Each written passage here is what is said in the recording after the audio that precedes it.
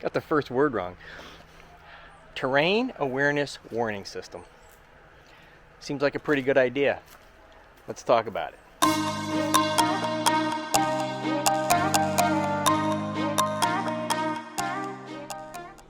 Okay, we're just passing the anniversary of the Kobe Bryant helicopter accident 1 year ago that tragically lost he and his daughter and another family and the pilot in California. Kind of a big deal in that these accidents, particularly high-profile ones, have a tendency to change the trajectory of things that go on. And this was no small helicopter. This was no trainer. This was an S-76, one of the medium-sized, kind of large-scale civilian, high-end, with high-end safety expectations. We'll hear more about from the NTSB board when it happens on the 9th, but some things that set this up is that obviously weather played a factor.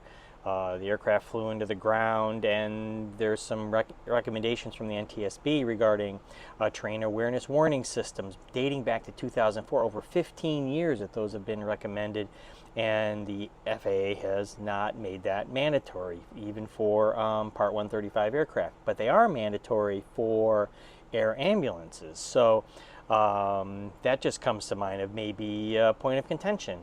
There was no flight data recorder, and so therefore they have limited information about the accident from inside the cockpit. So that's also a recommendation from the NTSB.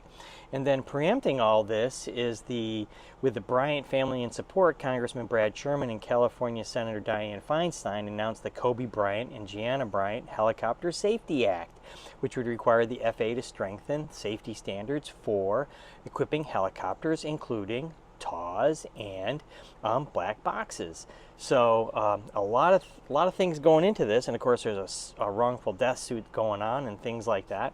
I'm kind of hoping that there's a little bit of a technical angle to this too, because I would like to think that high tech makes me safer instead of always relying to the human to being my last line of defense.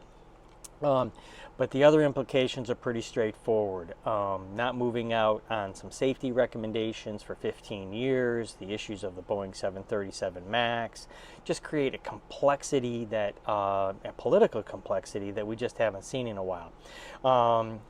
The FAA says they're following the data.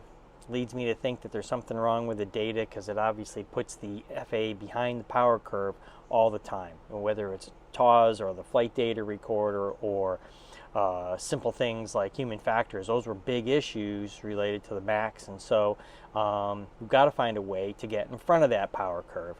The legislation and the NTSB conference will probably come and go, and it's up to our industry to take these opportunities and take programs like ASIAS and the value proposition of artificial intelligence and actually apply it to what's coming out on the horizon, like what's happening in urban air mobility.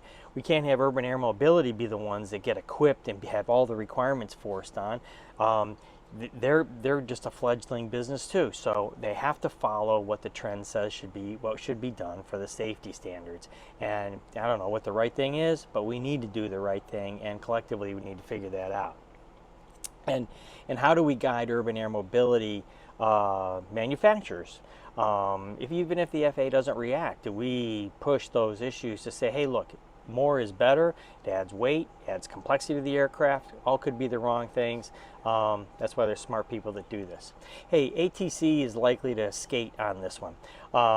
It really didn't. There was a glitch in the position relief briefing. There was some lack of understanding of where the aircraft was and things like that. But really, the bottom line is that air traffic couldn't see. So that's another thing. Why not? We've got plenty of technology in surveillance that says that we should be able to see that aircraft, and at the same time couldn't see the aircraft.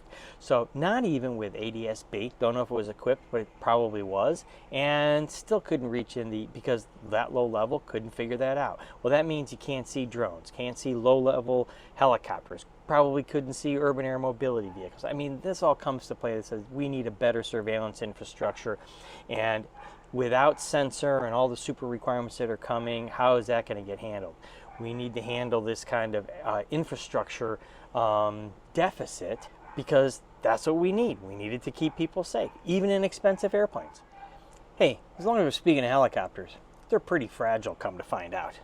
They may look like they're made out of metal and have some really thick glass, but we don't hear much about drones running into airplanes. But it is pretty big news coming out of Santiago, Chile, that a DJI Mavic 2, which is one of the smaller ones, not the super small one, but a small one, and it's a recreational drone, nice little small camera, kind of like the camera that I'm using right now, and with a Chilean military Bell Jet Ranger.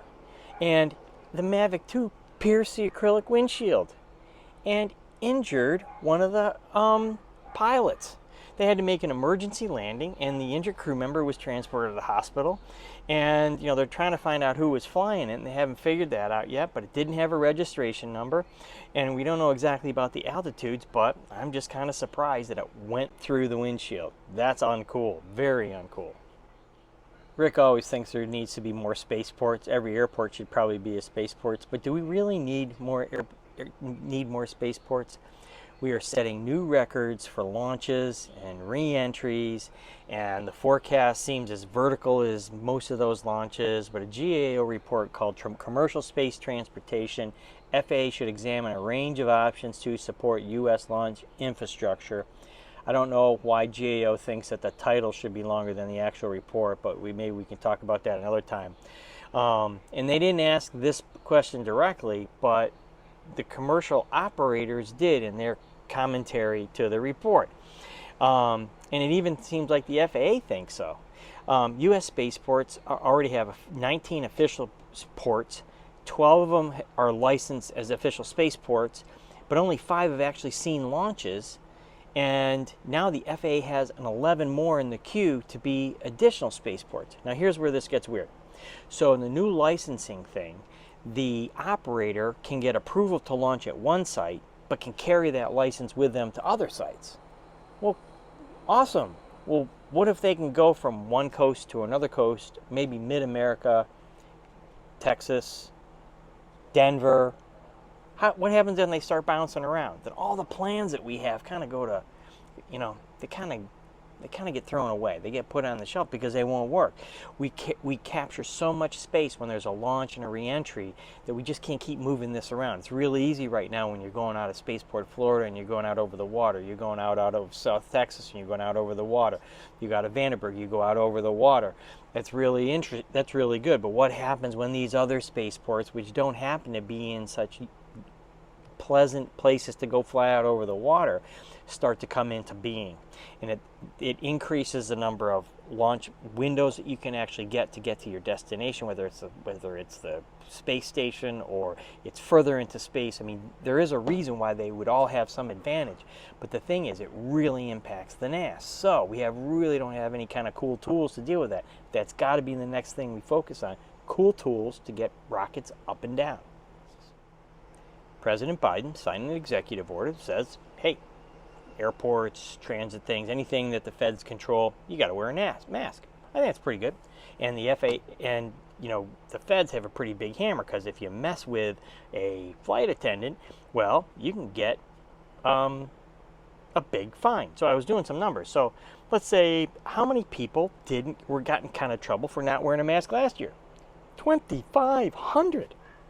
You've got to be kidding. 880 were on Delta alone. So if you take that 2,500, slap them with a $35,000 fine, the max for messing with a flight attendant, then you could collect over $87 million. Now we've got money going in the trust fund.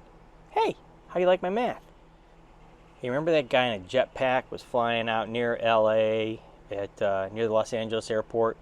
And, so there was like a quick shot of it from a pilot outside his window, and around 3,000 feet. Well, there's a possible new explanation that's kind of funny, but not.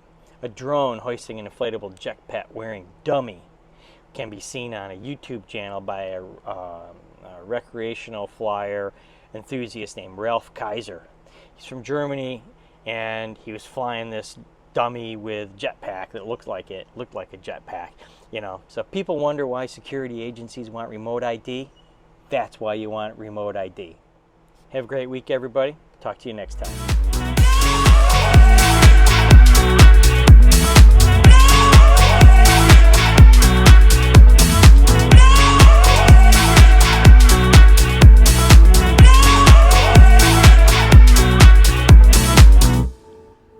Terrain alert warning system. Sounds like a pretty good idea. Let's talk about it. Put that tree here.